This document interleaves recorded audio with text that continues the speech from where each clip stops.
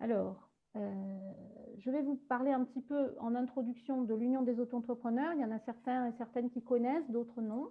Donc, moi, je suis Monique Santaille, la déléguée générale de cette association qui existe depuis l'année 2009, l'année de création du régime de l'auto-entrepreneur.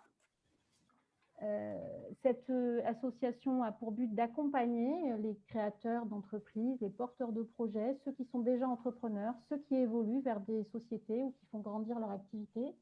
Et l'accompagnement se fait à la fois techniquement sur des sujets qui sont propres aux cotisations, aux outils et solutions que l'on peut utiliser techniquement, mais aussi, bien depuis le début de ce confinement, on s'appuie un petit peu à accompagner un peu le mieux qu'on peut, en tout cas, tout autant que vous êtes, à franchir certaines étapes, à comprendre certains sujets, à être aidé dans vos situations diverses et variées. Et c'est pour ça qu'aujourd'hui, donc, on a choisi à l'UAE d'ouvrir un sujet sur Madame l'adversité. Moi, je l'appelle comme ça. Je l'ai déjà croisée plusieurs fois. Elle m'a déjà mise à terre quelques fois, mais pas complètement à terre. Donc, on se relève.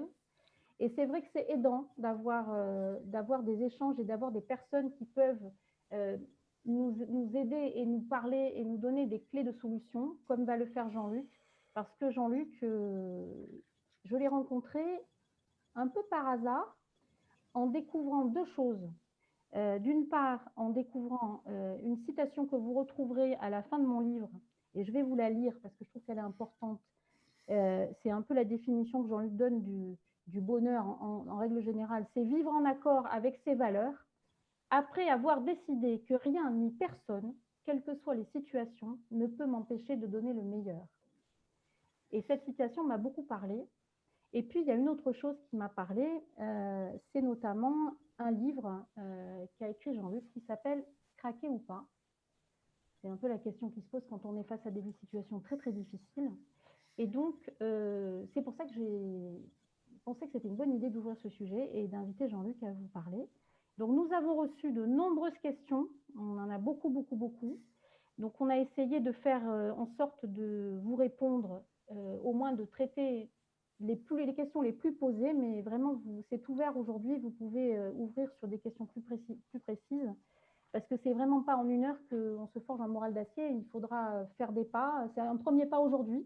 Après, c'est ouvert à vous, à vos suggestions, à vos envies de reprise de contact, d'aller plus loin, de voir comment on peut vous aider en tout cas.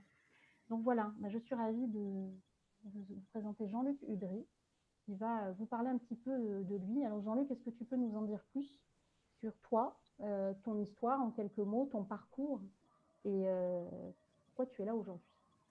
Je ne dirai rien. Ben voilà, ça commence bien. Donc, vous avez bien fait de venir. Aujourd'hui, je ne suis pas bien luné, donc je ne dirai rien. Voilà. Bonjour à tous et à toutes. Je suis très heureux de pouvoir vous rencontrer, même virtuellement. Oui, merci à toi, Monique, et à l'Union des auto-entrepreneurs de m'avoir invité. En effet, aujourd'hui, on vit une période un peu difficile.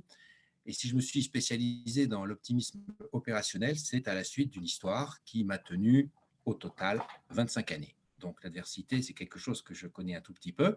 Effectivement, j'avais écrit un livre en 2013 pour raconter cette histoire. Donc aujourd'hui, je vais juste vous en donner un tout petit aperçu, un tout petit bout, bien entendu, pour pouvoir amorcer le débat et répondre à vos questions.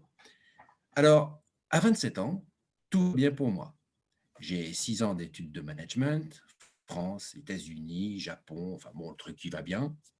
Et je suis en poste dans une société américaine qui s'appelle Procter & Gamble, Ariel, Pampers et d'autres produits que vous connaissez peut-être. Et on dit que je pourrais monter assez vite dans les étages de cette entreprise. Donc tout va bien. Et un jour, toc, toc, toc, on frappe à ma porte. J'ouvre. Bonsoir Jean-Luc, je me présente. Je m'appelle l'adversité, celle qui vient bouleverser la vie des gens, leur apporter du stress et du pessimisme. Je trouve que tout va trop bien pour toi et ça ne me plaît pas. Tu sais, tes parents ont travaillé comme des mules pendant 30 ans pour créer, développer une belle entreprise de restauration. Oui, mais voilà, ils n'osent pas te dire qu'ils sont fatigués, épuisés, au bout du rouleau. Alors moi, l'adversité, je me régale. Car que vas-tu faire, mon garçon? Choisir la voie royale de cette entreprise américaine et les belles perspectives qui vont avec, ou la laisser de côté, tout abandonner, et aller aider tes parents. Alors, qu'auriez-vous fait? J'imagine que toutes les personnes qui m'écoutent aujourd'hui auraient fait la même chose que moi. Bien entendu, mes parents m'ont tout donné, y compris le plus important, leur amour. Donc, je quitte du jour au lendemain, pratiquement, cette belle société où j'étais si bien. Et j'arrive un bon matin, 6 heures du matin, au siège de l'entreprise familiale. Et là, qui m'attend? Le pilier historique de l'entreprise, Pierre. Et Pierre, d'un air un peu pincé, me dit, mais Jean-Luc, qu'est-ce que vous venez faire au juste? Eh bien, Pierre, je viens pour donner un petit coup de main, pour 6 mois. 6 mois? Mais dans 6 mois, ça fait longtemps qu'on ne sera plus là. Pourquoi me dites-vous ça, Pierre? C'est pas à moi de vous le dire, Jean-Luc. J'ai du travail. Bonne journée. Et sur ce, il tourne les talons et il s'en va. Et il me laisse là, planté, en train de découvrir ce qui va se passer. Et en effet, je m'installe dans l'entreprise et je m'aperçois que Pierre avait raison. C'est un carnage. Vous voyez le Titanic, eh bien, on coule un peu plus vite que le Titanic. C'est un carnage. Et tous les hommes de l'art, avocats, fiscalistes, banquiers, fournisseurs, clients, tous disent que l'entreprise ne passera pas 6 mois. Et c'est là, mesdames, messieurs, que je comprends pour la première fois tout l'intérêt à repenser autrement les choses. Parce que si je pense de manière traditionnelle, avec mon histoire, mes réflexes, eh bien, je me dis que oui, Pierre est là depuis toujours. S'il me dit que dans 6 mois, on n'est plus là, c'est qu'on n'est plus là. Il a toutes les raisons de le dire. Ou alors, je pense autrement les situations et les hommes. Et c'est ce que l'on va faire. Et pendant des années, on va finalement mettre en place un certain nombre de solutions qui vont non seulement sauver l'entreprise, mais qui vont faire que je vais pouvoir la conduire 20 ans avec les équipes. Parce qu'en tant qu'entrepreneur, on ne fait jamais rien de grand tout seul. Et à partir de là, c'est ce jour-là que je commence à comprendre que le seul combat perdu est le combat que vous ne livrez pas. Et je rencontre l'adversité à cette occasion-là, et il va m'arriver toute une série de trucs qui vont m'amener 25 ans, qui vont me prendre 25 ans de ma vie, mais ces 25 ans-là vont tellement me former qu'aujourd'hui, je peux peut-être vous donner quelques clés pour vous forger un moral d'acier, quelle que soit la situation. Ce n'est pas sans effort, ça ne tombe pas du ciel. L'optimisme opérationnel s'est construit jour après jour, et c'est grâce à cette histoire que nous allons maintenant pouvoir répondre à quelques questions. Je voulais juste vous donner le début du commencement de l'histoire. Voilà, donc je suis dans l'entreprise, et c'est assez chaud. Monique, si tu veux prendre la suite, c'est à toi. Oui, merci Jean-Luc. Je pense que c'est important parce que c'est pas, on ne parle pas d'optimisme comme ça, une vue de l'esprit, le pays des bisounours. On est vraiment dans le concret et c'est ce que moi je trouve extraordinaire avec toi, c'est ça, c'est que vraiment tu vas donner des clés et on en a besoin en fait. Et particulièrement, on en avait besoin avant le Covid, mais on en a besoin encore plus aujourd'hui. Oui. Alors, une question qui nous a semblé intéressante, que l'un ou l'une d'entre vous a posée, qui est assez générale, mais qui est tellement ça, la réalité, c'est, Jean-Luc, comment avancer? Alors, cette question, elle est passionnante, on pourrait y rester 4 jours. Mais en vérité, on va faire que 2 minutes dessus. Parce que le bon sens s'impose à tous. Est-ce qu'on construit la cheminée d'une maison avant de construire ses fondations? Si vous voulez avancer, la première des choses, c'est de faire l'état des lieux. Quand j'arrive dans l'entreprise, je fais un état des lieux de manière presque froide, sans affect. Ne vous laissez pas envahir par l'affect. Qu'est-ce qui va m'arriver? Comment ça va marcher? Si le banquier ne me donne plus ma ligne de crédit pour la fin du mois? Non, non, non. Si vous voulez avancer, d'abord, faites un état des lieux. Quel est votre produit? Quelle est votre offre? Quelle est votre équipe? Quel est votre marché? Quel est votre état psychologique, financier? Bref, que sais-je encore? Faites un état des lieux. C'est la première chose pour partir sur une bonne base, tout simplement, pour construire les fondations et savoir sur quel pied vous allez danser. Et la deuxième chose, j'ai envie de dire, c'est prenez une décision. Parce que cette décision va combattre l'immobilisme. L'immobilisme, c'est le pire que vous puissiez trouver. Il vaut mieux avancer doucement que de ne pas avancer du tout.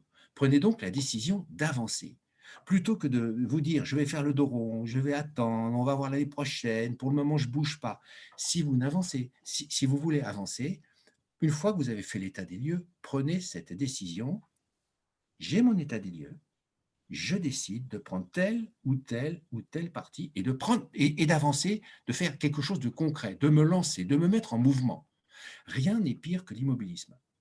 Et je répète ça parce que c'est très important. Je vois beaucoup de gens tout au long de l'année pendant les conférences, et j'en vois beaucoup qui n'osent pas, qui ne veulent pas avancer parce qu'elles ont peur. Elles ont peur. Vous, dans la situation actuelle, la pire des choses serait de stagner, de rester là où vous êtes.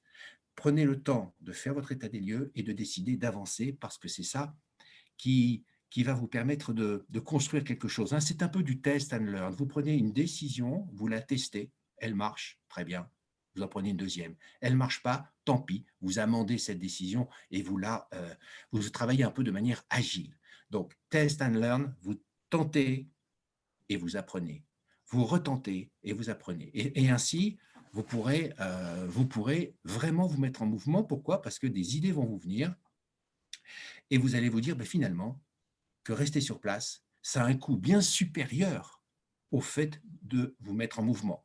C'est-à-dire que ne rien faire a souvent un coût très, très important. Parce que si vous attendez systématiquement que toutes les conditions soient réunies pour avancer ou pour vous lancer, vous savez quand vous vous lancerez? Jamais. Jamais.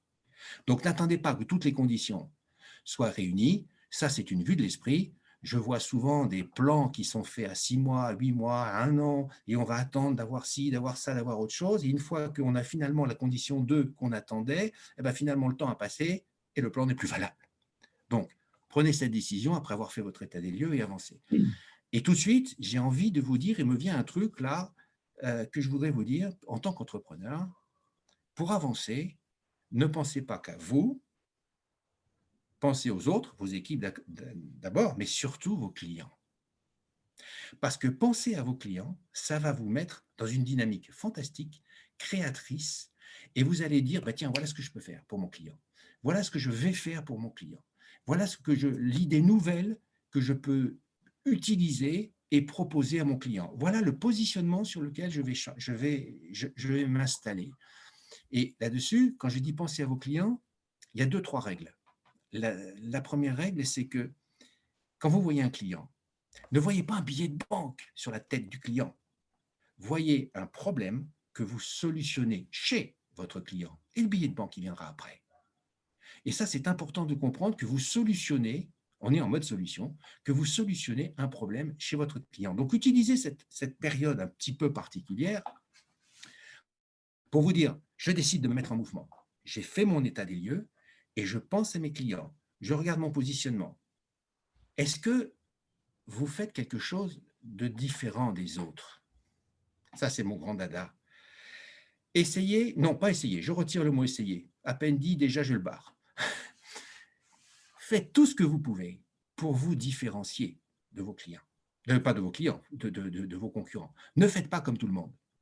Vous devez, dans votre feuille de route d'entrepreneur, avoir quelque part un résumé de ce qui vous caractérise de manière différente par rapport aux autres. À titre d'exemple, je suis dans l'optimisme opérationnel, que je positionne plus concret qu'un autre type d'optimisme qui peut avoir son intérêt, mais qui est peut-être plus philosophique. Donc, en résumé, pour Monique, pour ne pas monopoliser la parole, comment avancer? 1. État des lieux. 2. Faites le premier pas. C'est celui qui coûte le plus, mais c'est celui aussi qui peut rapporter le plus. Pensez client. Retravaillez votre offre, votre positionnement, votre différenciation de A jusqu'à Z. Et puis aussi, peut-être décider d'échanger avec les autres. Ne soyez pas tout seul. La solitude de l'entrepreneur existe. Je l'ai connue. J'ai dû prendre des décisions extrêmement difficiles dans l'histoire que je vous ai un petit peu racontée tout à l'heure, vraiment le tout début. Eh bien, vous savez, même quand on est entouré d'un aéropage de conseillers, eh bien, au moment de décider, vous êtes seul. Eh bien, pour vous aider à cela, je vous invite à échanger avec les autres. Et je me tais, je passe la parole à Monique. Merci Jean-Luc. Moi, j'ajouterais, pour illustrer ça, une phrase que tu m'as dite un jour. C'est « lance ta bille, tu verras bien où elle va aller ». Oui. J'aime bien cette phrase. Faites quelque chose, oui, et après, voilà, la bille est lancée et laissez-la rouler. Exactement. La bille est lancée, laissez-la rouler. Oui. Exactement. Alors du coup, effectivement, ne pas rester seul, ça c'est important. Et ça m'amène à la question d'après aussi, qui est une question qui est revenue beaucoup chez beaucoup de gens. Comment exercer alors, son leadership et booster ses équipes par cet optimisme? Alors ses équipes, mais aussi ses partenaires, mais aussi son entourage. Voilà, comment faire pour booster?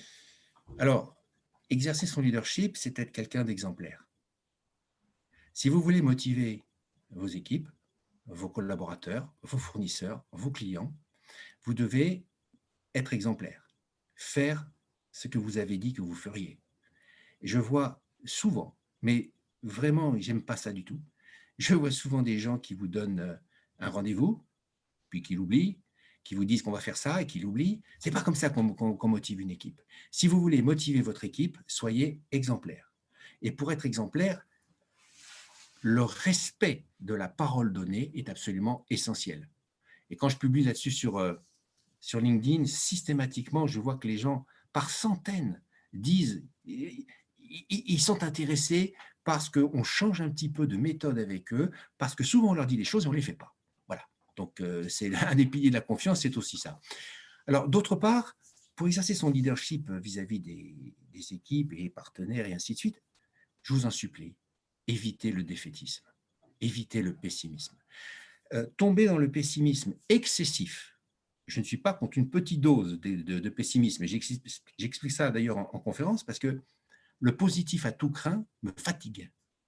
Être trop positif, vous voyez le gars qui a sa vie personnelle en ruine et sa vie professionnelle en ruine également, et qui dit c'est super, je suis positif, ça non, parce que ce n'est pas la vie.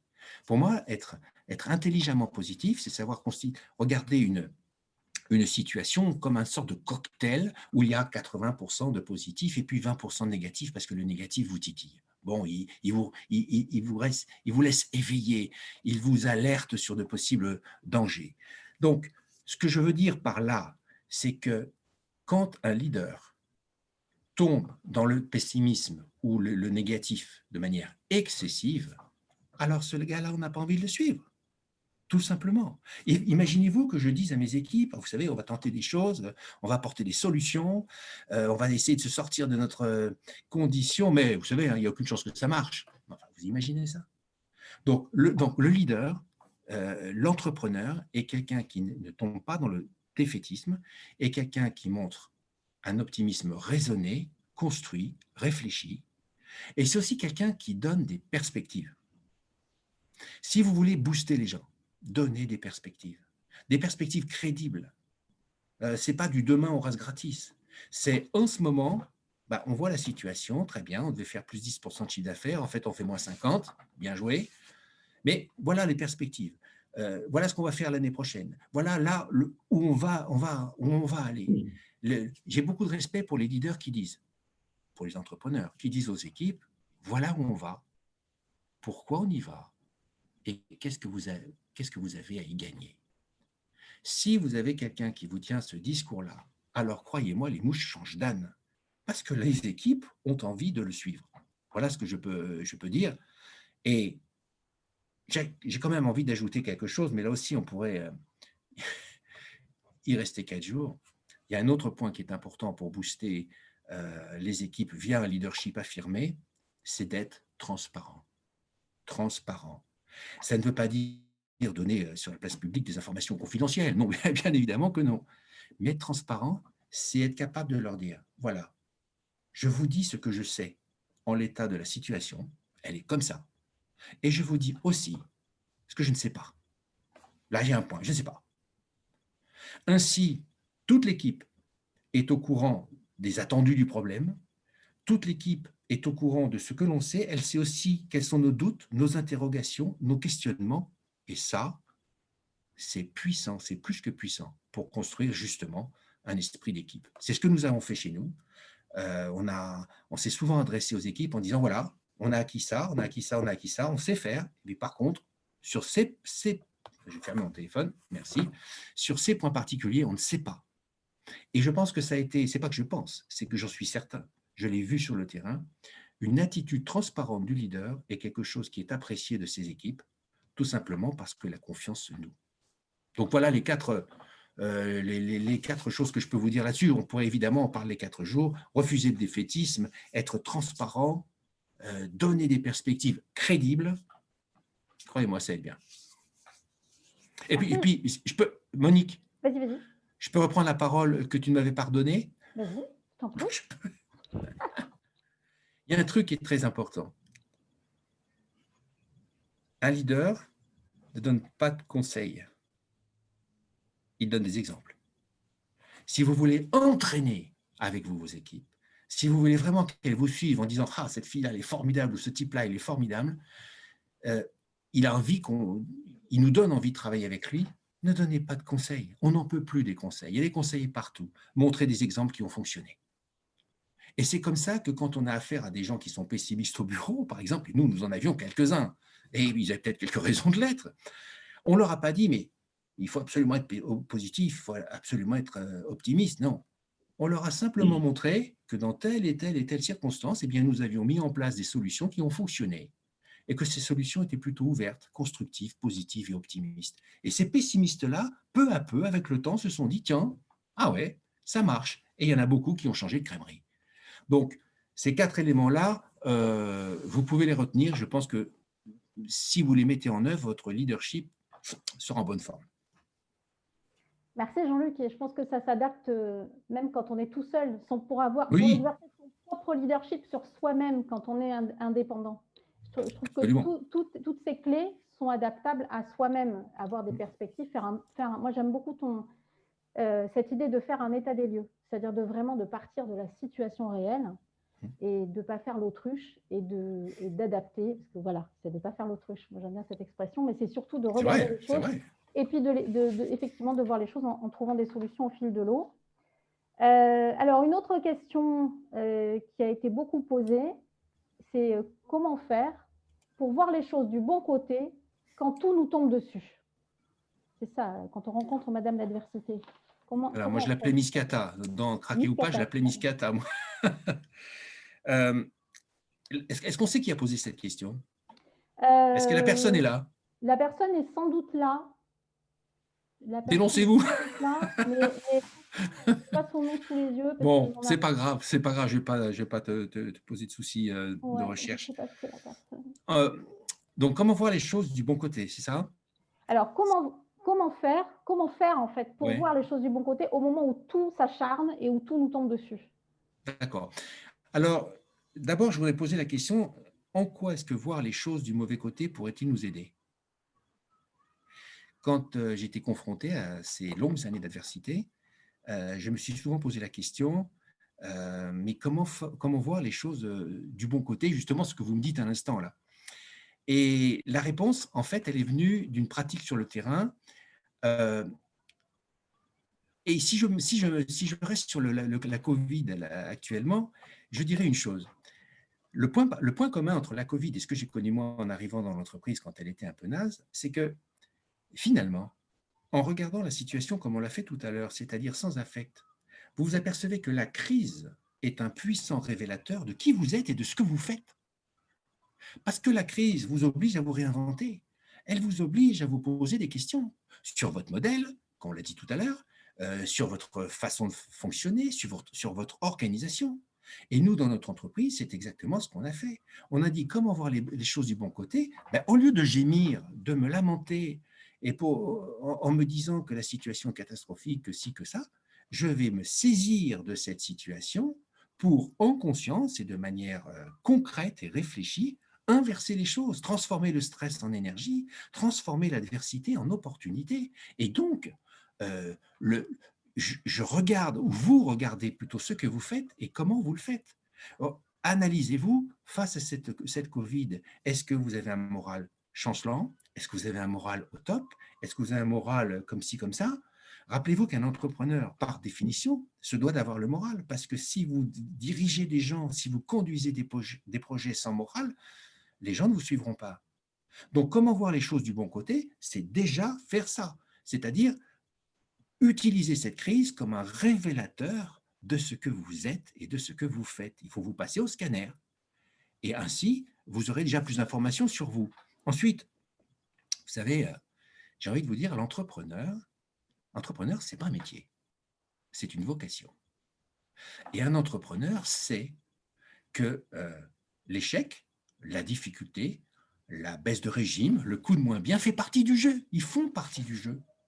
Souvent, quand j'entends des coachs sportifs payés grand prix nous dire « Ah ben, on a perdu, oui, mais le premier but nous a assommés. » Mais pourquoi est-ce qu'il nous a assommés? Puisque c'est précisément l'objet même d'une rencontre sportive que d'être confronté à l'adversité. Si l'adversaire marque un but de plus que vous, vous ne devez pas être assommé, vous devez être préparé à cela. Et justement, l'entrepreneur doit être préparé à ces coups de moins bien. Tout le monde dit une évidence, la vie, ce n'est pas un long fleuve tranquille, on le sait. Mais l'entrepreneur doit, dès le départ, intégrer la notion de moins bien, la notion d'adversité dans son plan de bataille, dans son plan de route. Et quand il la rencontre, cette adversité, une fois qu'il est sur le terrain, ben, il s'en sort beaucoup mieux. Pourquoi? Parce qu'il n'est pas assommé justement par l'adversité. Alors entendons-nous bien, je ne dis pas que cette pandémie qui commence à durer un petit peu, je ne la sous-estime absolument pas. Vous en souffrez, j'en souffre, tout le monde en souffre, c'est clair. Mais je veux dire que l'entrepreneur qui veut aller loin et longtemps a intégré dès le départ cette notion d'adversité dans son plan de bataille, dans son plan de route. Et si vous mettez ça dans votre tête, vous serez beaucoup moins enclin à vous laisser décourager, à vous laisser abattre par les événements. La baisse de performance fait partie de la vie de l'entrepreneur, comme le succès aussi. Donc, j'ai une phrase que j'aime bien dire souvent en conférence, ce qui vous anime est plus fort que ce qui vous mine. Donc, pour voir les choses du bon côté, d'abord, considérez, je résume, que les voir du mauvais côté ne fait que vous manger de l'énergie, de l'efficacité, de la productivité, d'accord? Considérez en second lieu que la crise est un révélateur de votre façon de travailler, de vous organiser.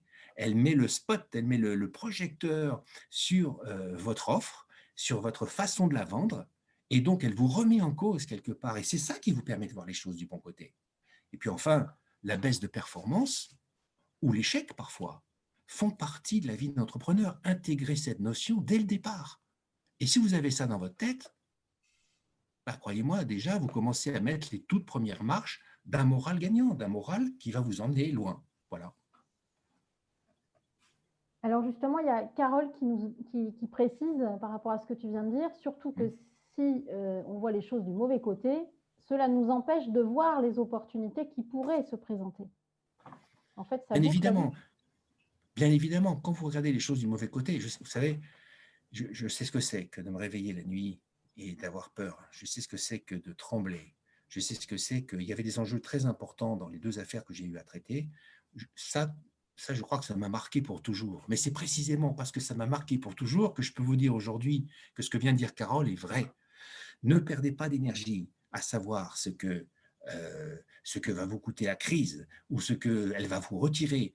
Gardez toute votre énergie à construire, non pas à détruire. Et si vous avez une vraie mentalité d'entrepreneur, en gardant cette énergie pour construire les choses, forcément, je ne dis pas que vous gagnerez tout, je ne vends pas de vous, moi. Je ne dis pas que vous gagnerez tout, mais vous vous mettrez dans les meilleures dispositions d'esprit pour sortir par le haut de cette adversité.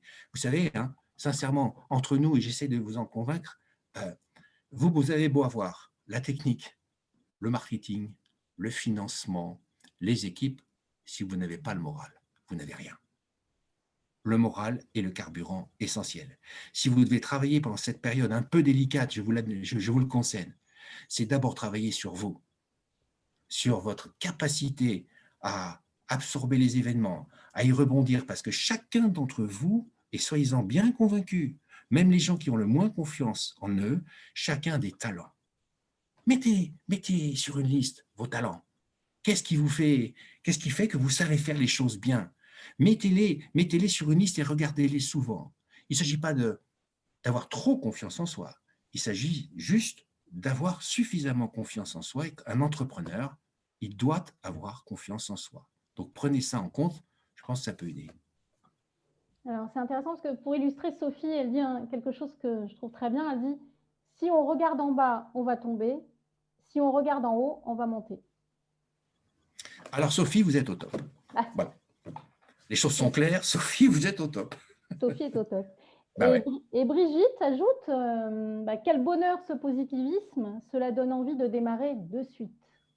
Oui, oui, n'attendez pas, ne foncez pas dans le brouillard. Ne foncez pas dans le brouillard, il faut respecter quelques règles. Ne confondons pas vitesse et précipitation. Mais si vous avez la niaque, si vous avez l'envie, vous trouverez toujours en vous les ressources pour affronter l'adversité. Et je voudrais aussi vous dire que l'adversité ne fait pas de vous un perdant. Hein. L'adversité fait de vous un gagnant. Un gagnant.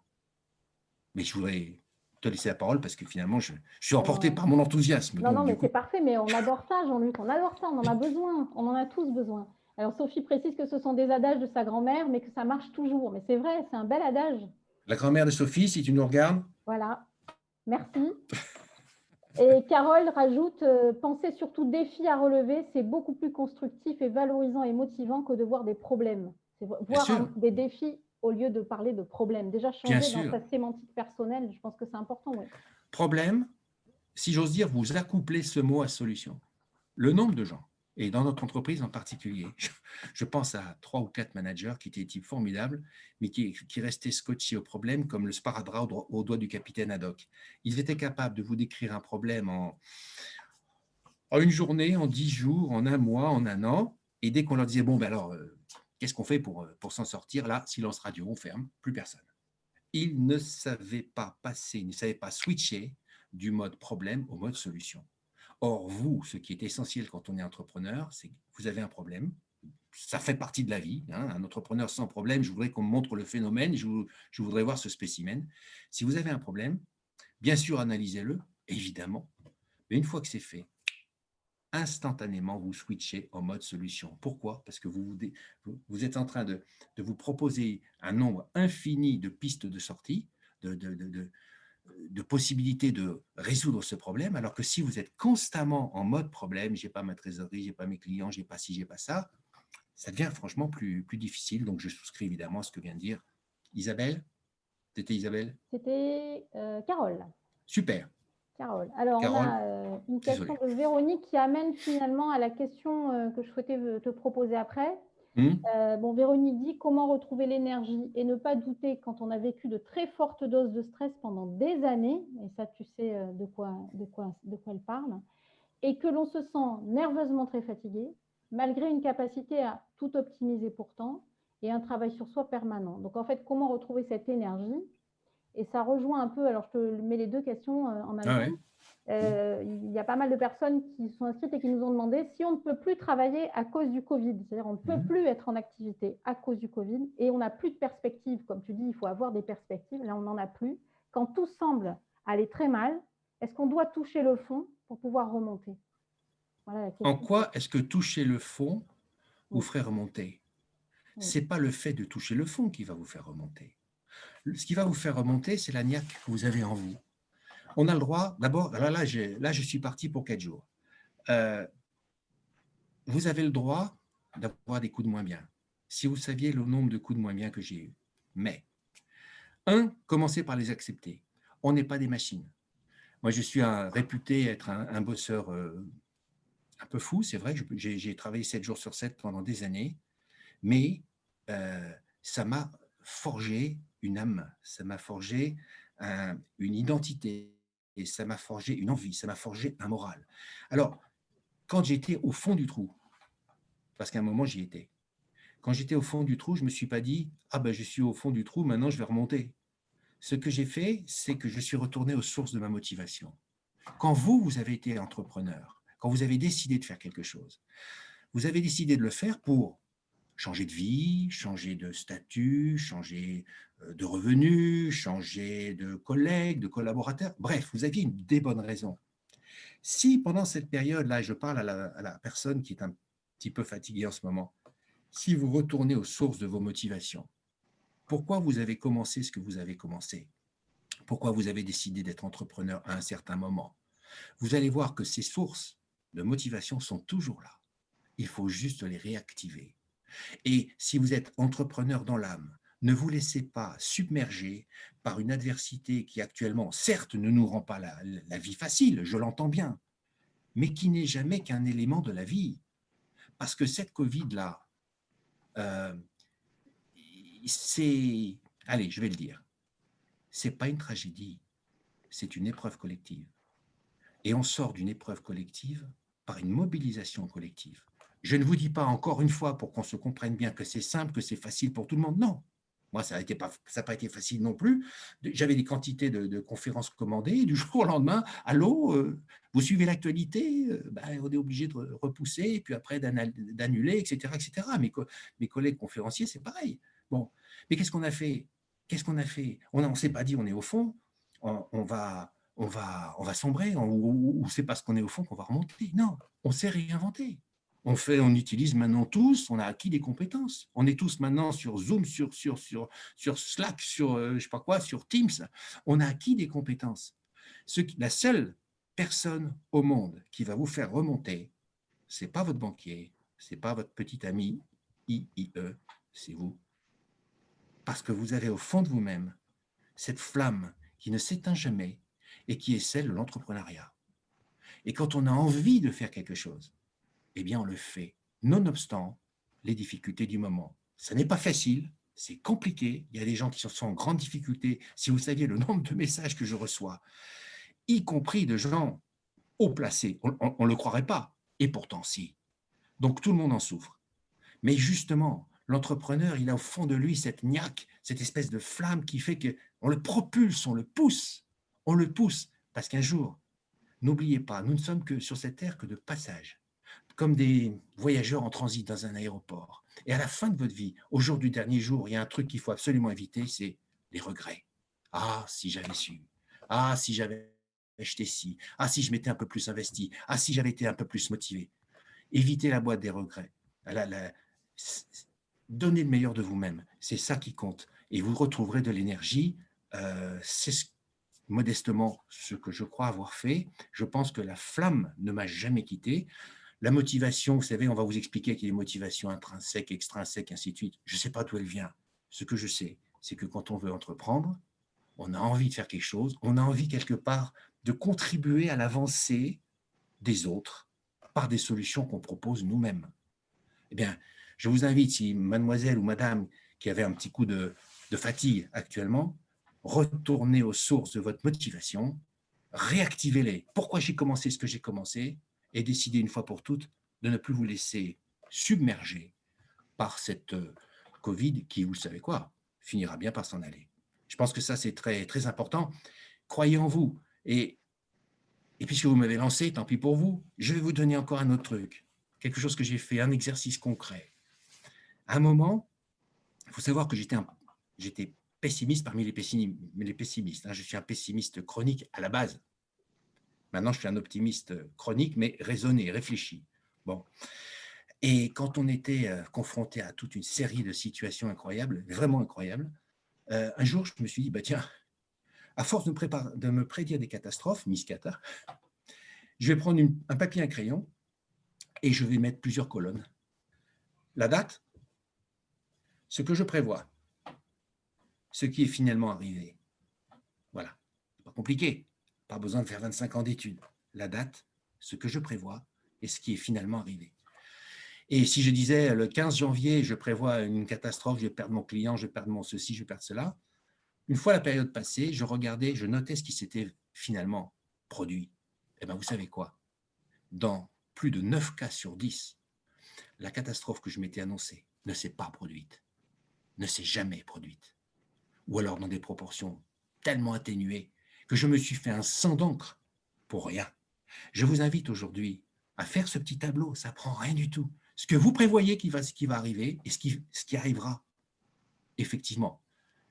Dès l'instant, bien sûr, où vous êtes actif. Il ne s'agit pas de rester dans son lit chaque matin en disant tout va bien aller. Non, il faut se lever.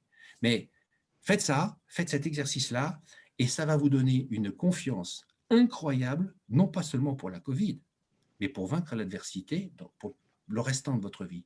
Parce qu'on se tourne des films, on se crée des problèmes qui n'en sont pas. Pourquoi? Parce qu'en ayant le nez sur le guidon, on n'a plus une fine appréciation des choses. Et du coup, on s'imagine des choses qui vont arriver, finalement, elles ne se produisent pas. Donc, je dis à la dame qui manque d'énergie, faites ce tableau et vous verrez que dans quelques semaines, quelques mois, que tout ce que vous vous êtes prédit comme catastrophe ou comme déconvenu ne se sont pas produites. Parce que vous avez agi aussi, hein, bien entendu. Voilà, c'est un élément de réponse. Oui, et puis je pense que c'est ce qu'elle évoque, Véronique, c'est la durée. C'est-à-dire que c'est quand on a eu des années et que ça dure, et là, ça fatigue, et là, on finit qu'on se lasse et qu'on est moins résistant à tout ce qui peut arriver. Et c'est ça qui est difficile. Et la Covid vient rajouter une couche en plus. Alors, 25 ans pour ce qui me concerne, avec des enjeux majeurs. Est-ce que je vous donne le sentiment de ne pas avoir d'énergie, Véronique? Non, pas du tout. Au contraire. Je Donc, pense c'est que un c'est le immense contraire. espoir pour moi. Véronique, Bravo. c'est le contraire. C'est le Oui, tout à fait. contraire. C'est le contraire. Vous emmagasinez de l'expérience, vous D'accord. emmagasinez de l'énergie. Et c'est ça qu'il faut vous dire. Vous avez connu de l'adversité, vous êtes un peu fatigué, vous avez le droit. Qui est 365 jours par an au top niveau? Personne. Moi non plus, je ne suis pas à 365 jours et les jours, je me dis, wow, mais je sais que quand je suis moins bien, je vais remonter parce que j'ai mis en place les bons outils. Je m'accorde le droit une semaine d'être un peu moins bien, Véronique. Vous voyez, on en a tous marre. Ça fait 9 mois qu'on n'a pas fait une conférence. J'en ai fait une en présentiel l'autre jour. Mais ça fait 9 mois qu'on n'a pas vu nos clients. On aime les toucher, les embrasser. On aime boire un verre avec eux, voir le sel de la conférence. Ça fait 9 mois que ça s'est arrêté. J'ai envie de ça. Mais pendant ce temps-là, je fais autre chose. Et je serai encore plus content de retrouver les prochains. Vous comprenez? Ben, vous faites la même chose. Oui, tout à fait. Voilà, redécidez de prendre le contrôle sur vous-même. Ne laissez jamais les événements prendre le contrôle sur vous. Ils peuvent vous affecter. Nous sommes des humains. Bon, ben, c'est tout à fait normal. Mais décidez à un moment ou à un autre de reprendre le dessus parce que vous le pouvez. Donc, vous avez connu tout ça. Ça fait longtemps. Ben, raison de plus, Véronique. Vous êtes blindé. Vous êtes blindé. Oui, j'avais juste peur d'être en fait affaiblie peut-être. Peut-être que je me disais, j'ai peut-être plus les mêmes ressorts qu'avant parce que j'étais extrêmement battante, mais peut-être trop à l'inverse. Eh bien, vous venez de le dire, j'avais peur d'eux. Oui, c'est vrai, c'est aussi une c'est une représentation. peur. Donc, c'est une représentation. Donc, cette peur, laissez-la vivre.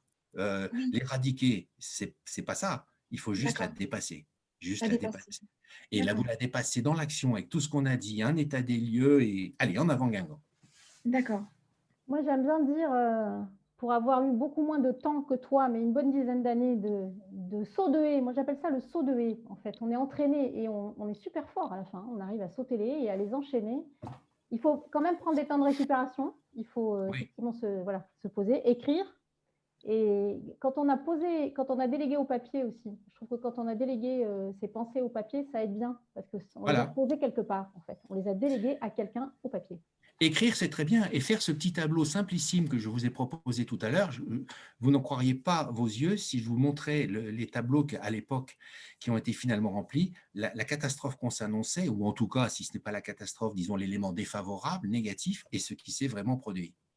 Et il y avait un décalage.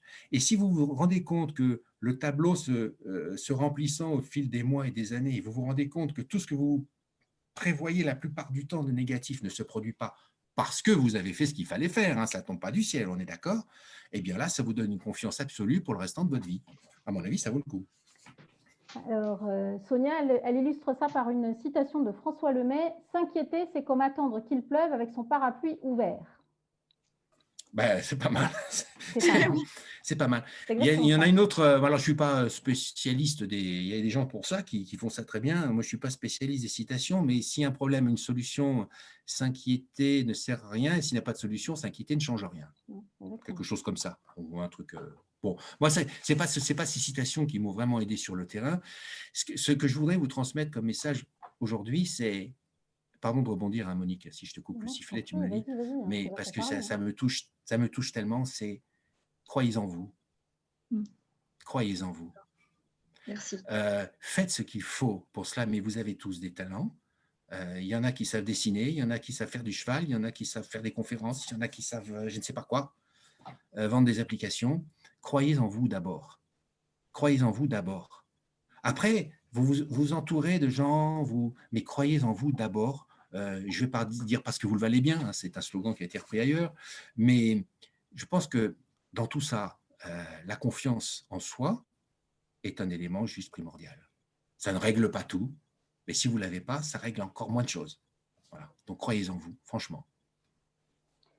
Alors, Jean-Benoît nous donne une petite image qui est très sympathique aussi. Il dit « Merci Jean-Luc pour votre positivisme. Le Covid, cela permet de se retrouver soi-même en face de son miroir pour oser et créer, toujours avancer malgré la géologie du chemin de la vie. » Il a complètement raison, il a complètement raison. C'est un autre point qu'on pourrait parfaitement développer. Osez créer du neuf. Si vous aimez les frites, mangez des haricots verts. Et inversement, hein, ça marche dans les deux sens. Ce que je veux dire, c'est que au lieu de voir des gens frileux, être frileux n'a jamais rien réglé. Moi, il y a un truc, et là, je ne sais pas si je devrais dire ça publiquement, mais je trouve que le principe de précaution, par exemple, porté à l'extrême, rend fragile les gens. Je vois en ce moment que plus on a de technologie, plus on a d'informations faciles, et plus on est fragile. Cessons d'être aussi fragiles et réactifs aux événements. Enfin, comme je vous le disais tout à l'heure, la Covid, c'est une épreuve collective que nous subissons tous. C'est une chose entendue, mais ce n'est pas une tragédie. La tragédie, c'est quand mon papa me racontait qu'un jour, dans le maquis du Vercors, ils sont partis à 17, ils sont revenus à 5. Ça, c'est une tragédie. La Covid, ce n'est pas une tragédie. C'est une épreuve que nous devons tous affronter collectivement en donnant le meilleur de nous-mêmes. Mais il faut quand même savoir remettre les choses à leur juste place. À leur juste place. Les pandémies. Oui. Oui, non, je parlais pas de la Covid. Je ne sais pas, ça a été associé, pardonnez-moi Monique, vous l'avez associé avec une autre question. Non, moi, c'était vraiment des épreuves, justement des pertes, des décès, perte d'un enfant, des problèmes graves de santé, voilà, vraiment des épreuves très lourdes. Oui. Et qui, en s'accumulant, voilà, plus des postes extrêmement durs. Mon poste a été supprimé alors que j'avais créé l'impossible, des réorganisations où j'ai au final été éjectée, où j'avais mis toute mon énergie. Donc, des pertes marquantes. Et une accumulation sur 4 ans où finalement, c'est toute ma vie que j'ai perdue, en fait. Et c'est vrai que alors même que j'avais une très grande confiance, j'avais bâti une très grande confiance en moi, sachant que je partais de rien, puisqu'à 17 ans, j'étais détruite. Je suis partie, j'ai eu une enfance traumatique et je suis partie de rien. Et je me suis reconstruite pendant 20 ans et je suis devenue effectivement très, très forte mentalement. Mais c'est vrai que cette série de 4 années, écoutez, Véronique, en fait, voilà. là, il s'agit… Mais je comprends, je me remets dans la… effectivement. Non, voilà. mais Et la Covid, ça se rajoute juste à 3. Il y a eu tellement d'épreuves. Moi, ça fait 3 ans que je suis confinée, en fait. J'étais tellement faible, donc pour moi, c'est rien, les 2 confinements actuels. Et la Covid, c'est presque rien. Vous savez, tellement ce que j'ai fait avant, voilà.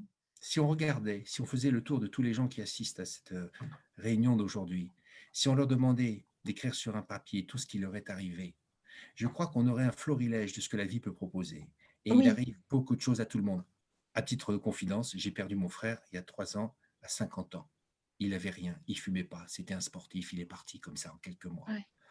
Il avait tout, il avait absolument tout, un super poste, un tout. Il est parti. C'est pourquoi quand on est soi-même Salut Stéphane. Salut Stéphane. Je ne serai pas là à 14h. Non, je plaisante, j'ai entendu salut Stéphane.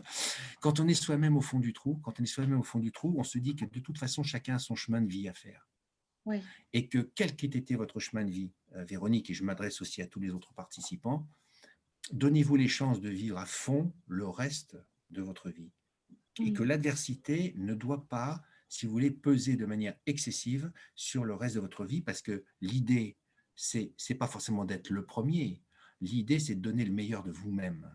Et si vous donnez le meilleur de vous-même, vous aurez à un moment ou à un autre une emprise sur les événements. Ne laissez jamais les événements vous taper sur la tête. Ça peut arriver qu'il y ait des événements, comme ça m'est arrivé, qui tapent sur la tête, d'accord, mais à un moment ou à un autre, on reprend le contrôle. Pourquoi ? Parce que vous avez en vous cette flamme, vous avez en vous cette niaque. On est là pour vivre le temps qu'on nous donne.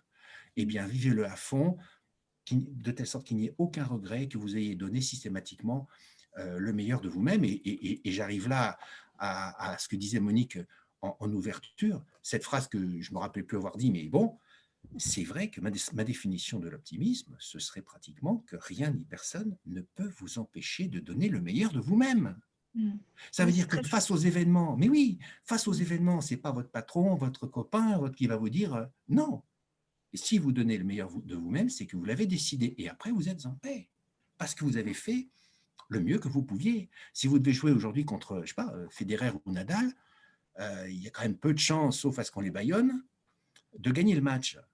Mais si en donnant tout ce que vous avez, vous grappillez 1 point, 2 points, et soyons fous, si vous grappillez 3 points, vous ne gagnerez pas le match quand même.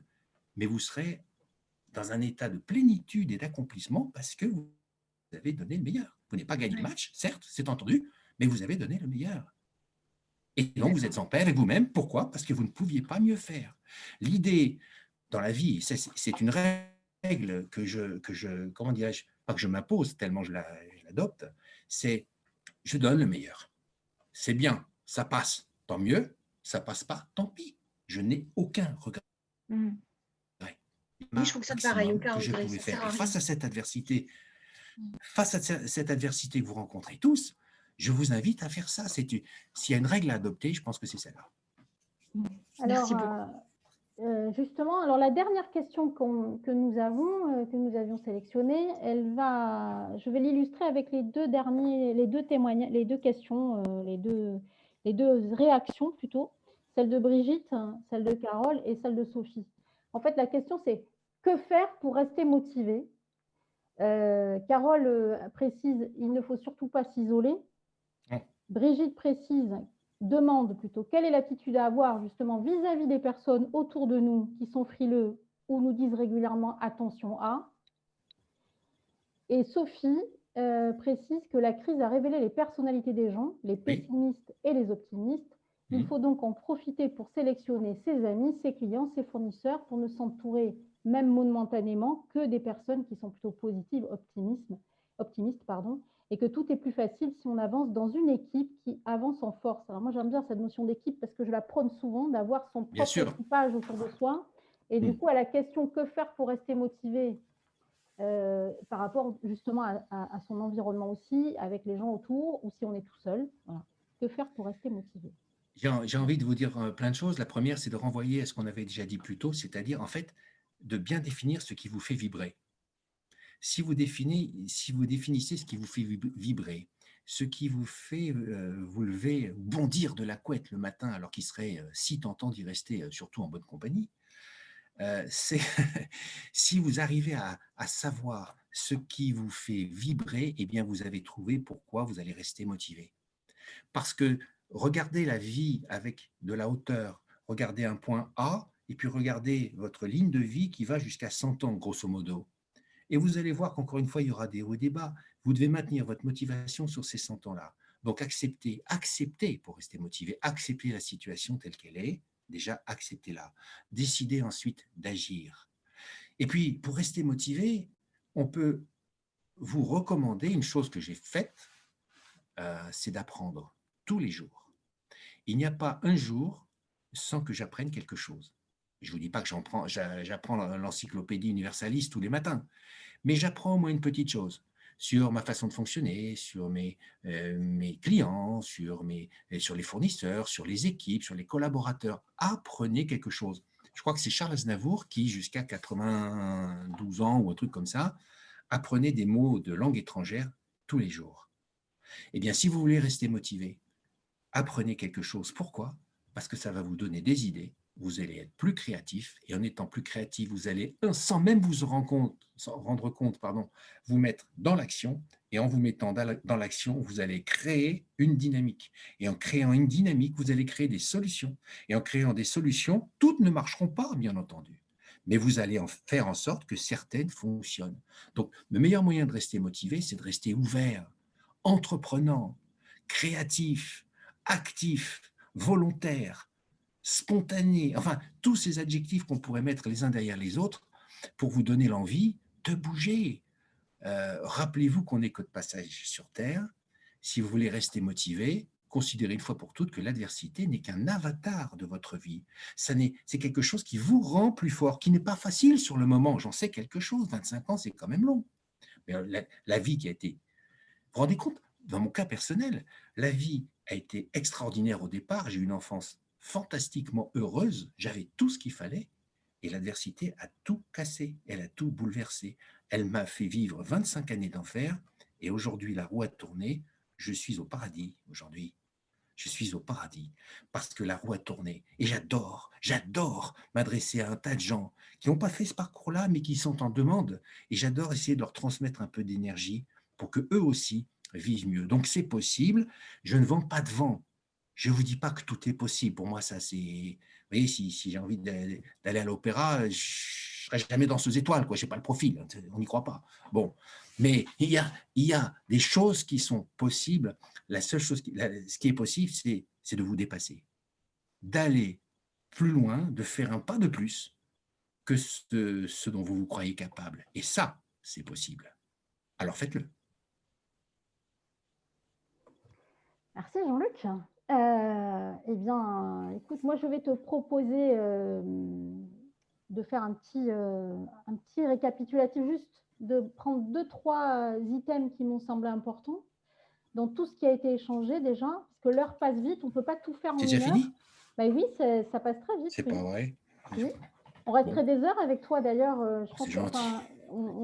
j'invite toutes les personnes qui sont là et celles qui écouteront le replay ensuite à nous écrire si vous souhaitez aller plus loin, que l'on poursuive, que l'on continue par le biais d'ateliers ou je ne sais quelle forme. En tout cas, on est ouvert vraiment à ça parce que voilà, je pense que c'est essentiel. Et puis Jean-Luc, tu es la bonne personne parce que voilà, c'est pas effectivement comme tu le dis, c'est pas du vent, c'est pas de la théorie, c'est vraiment du vécu et du vrai. Et merci de faire, de transformer cette adversité que tu as rencontrée à plusieurs reprises et de la transformer pour justement faire ce passage de relais et vraiment aider les autres. Et je te suis complètement dans cette démarche. Donc moi, ce que je pense on pourrait en retenir plein, mais j'ai sélectionné qu'il faut surtout faire un état des lieux, se poser, se détacher et se distancier un peu de l'affect et poser cet état des lieux, la situation un peu comme, moi j'ai tendance à dire, on analyse la situation comme si c'était un dossier en fait. Voilà, on regarde ça d'un peu, on prend un peu de hauteur pour faire un état des lieux, se donner et donner autour de soi des perspectives, parce que ça c'est important, même si on ne les atteint pas toutes, mais au moins s'en donner. Se préparer et être préparé à intégrer cette adversité dans ce que tu as appelé un plan de bataille. J'ai bien aimé ton plan de bataille aussi. Tu as rappelé que le Covid n'était pas une tragédie, et merci, c'est effectivement une épreuve collective que l'on partage tous, parce que des crises et des difficultés, bon nombre de personnes les ont rencontrées avant le Covid, c'était des crises individuelles. Aujourd'hui, on vit tous une épreuve collective, on partage cette même difficulté ensemble à différents niveaux, mais ensemble. Et en fait, j'ai bien aimé ce que tu as dit en disant que l'adversité, c'était un avatar en fait de notre vie. Et si on la voit comme ça, on la voit tout de suite différemment. En fait. Voilà. Elle n'est qu'un avatar. Alors, quand on ne peut pas étouffer… Je te propose de dire le mot de la fin, pardon, je te propose de dire un mot de la fin. Bien sûr, j'invite tout le monde à nous écrire et puis à nous demander si on peut continuer ces échanges et vous apporter quelque chose derrière. On sera vraiment ouvert à vous faire des propositions en tout cas. Non, je voulais juste te dire que quand on ne peut pas étouffer son ennemi, on en fait un ami. Et j'ai envie de vous proposer de faire la même chose avec l'adversité. Non pas que ce soit toujours facile à vivre, je l'entends bien, mais je pense que si on raisonne comme ça, on dépasse nos capacités à réagir, on dépasse nos capacités, je ne veux pas tomber dans l'histoire du bonheur, mais on dépasse nos capacités, on donne plus que ce qu'on croit pouvoir donner au départ. Donc, merci pour cet entretien. En fait, ma frustration de ne pas vous voir, si ce n'est que dans des petites vignettes, là, j'aimerais vraiment vous voir, vous toucher, vous parler avec vous. Je vous dis, boire un verre, enfin, tout ça me passionne. Je voudrais juste vous dire une seule chose. Dans la période actuelle, le pessimiste, lui, va regarder tout ce que cette période lui coûte, tout ce qu'elle lui retire. Tandis que l'optimiste va travailler à tout ce qu'il va gagner. Le pessimiste regarde tout ce que la période lui coûte, lui retire. L'optimiste travaille à tout ce qu'il va gagner. Cette simple phrase-là, si vous l'inscrivez un peu partout, vous allez voir que les choses vont changer. Mais finalement, le mieux, c'est peut-être de l'inscrire au seul endroit où personne ne viendra jamais la chercher, dans votre tête. Donc, je vous souhaite bon vent et on peut se connecter sur LinkedIn et tout ça. Il se trouve que j'aime les gens. Je ne sais pas si je dois dire ça, mais j'ai envie de le dire, alors je le dis. J'aime les gens, j'aime aider les gens, dans la mesure de mes moyens, je ne suis pas Dieu le Père ou équivalent, mais j'aime les gens et je voudrais vous transmettre cette niaque. la seule personne qui peut vraiment agir, c'est vous. Vous le pouvez. Je ne crois pas qu'ici, dans l'Assemblée, il y ait des gens particulièrement neuneux. Je pense que vous avez tous vos talents, tous matière à rencontrer le succès. Ce qu'il faut, c'est aller de l'avant. Savoir vaincre l'adversité, vouloir la vaincre. Et maintenant, en avant, toutes. Je vous souhaite une belle fin d'année et une année 2021 prometteuse et ne vous laissez plus submerger par les événements. Absorbez-les et réagissez. En avant.